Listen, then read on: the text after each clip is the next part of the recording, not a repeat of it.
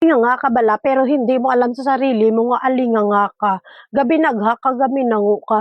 Imaginin mo maminsyon ka sa tao na kuno binaback to you daw ang Luzon kay ginasiraan daw ang Davao. Huy gaga, wala ginasiraan ang Davao. Pinapakita sa inyo yung katotohanan nga may 51 billion flood control project ang Davao, pero binabaha pa rin. So nasaan ang flood control project? Asaan yung paninira doon gaga? Iba yung naninira kasi nagsasabi ng katotohanan, baghak. Very DDS ang utok mo, tapos mag-mention-mention ka sa amin ni Lovely. Ha? Basic nga logic, alinga nga kung ikaw may utak ka. Ang tatay mo, napuon mo, na sinasamba mo, nagsabi, may meron siyang 13,000 plus completed project flood control all over the Philippines. So nasaan na yun? Yun ang kailangan ng tao ngayon.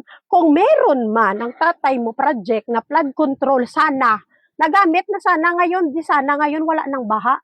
Basic lang yung binagha ka pa, di ba? Kamango si mo, gamita utok mo. I-question mo sa sarili mo, i-question mo sa puon mo kung nasaan yung 13,000 plus flood control project niya. Kasi kung meron man siyang project na 13,000 na flood control all over the Philippines, eh di sana ngayon wala na baha, gaga. Hindi ka mareklamo kang may baha ngayon, na back to you. Alingangang yun di putang, ginalantaw, yan lang yung baha. Hindi niya tiningnan yung proyekto na sinabi ni Duterte na natapos na flood control. Diyan palang pinapakita sa inyo ng kalikasan na binubudol kayo ng idol nyo. Kasi mismo, administrasyon ni Duterte nagsabi na meron silang 13,000 flood control completed na. O, TDN, edi sana napakinabangan ng mga Pilipino ngayon, edi sana walang baha ngayon. Diba? Ganun ka simple, pero dahil tabaghak ka, bugoon ka, baghak ka, alinganga, mango ka, yan lang titingnan mo yung baha. Hindi mo makikita ang pinangako at binudol sa inyo ni Duterte. Ang makikita mo lang yung tubig. Diba? Basic nga logic, tapos mag-mention-mention ka, pero gabi nag-hack ka. Ang dami-dami niya palang flood control project sa Pilipinas. Nasaan na pala? Nasaan? Kung meron, edi walang baha. Basic, diba? Hindi ka mareklamo lang kayo, puro baha, puro baha. Tanungin nyo yung tatay nyo kung saan niya nilagay yung mga flood control na yan. Itanong nyo yung 13,000 flood control project sa Pilipinas kung nasaan banda. Kasi hindi makita ng Pilipinas ngayon. Kasi kung completed na at tapos na, edi sana kahit papano naibsan yung baha ng Luzon, Visayas at Mindanao. Kagagasi mo, mamensyon ka pa. Mag-mention ka, i-research ka muna. Amo na sa pagkapanatiko, virus na sa Sang Duterte nga gaminango ka.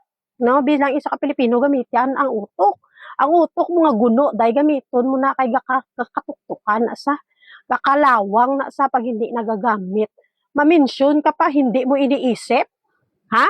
Kalikasan na mismo nagpapamulat sa inyo sa katotohanan kung paano kayo binubudol ng idol nyo. Tandaan mo, alinganga, 13,000 flood control project all over the Philippines. Pero bakit tuwing may ulan, bigla-bigla nang binabaha ang Pilipinas? E tanong mo sa sarili mo kung nasaan ang 13,000 plus na flood control na ginawa na completed na nung puon mo. Yon gaga, question sa sarili mo, hindi yung baha.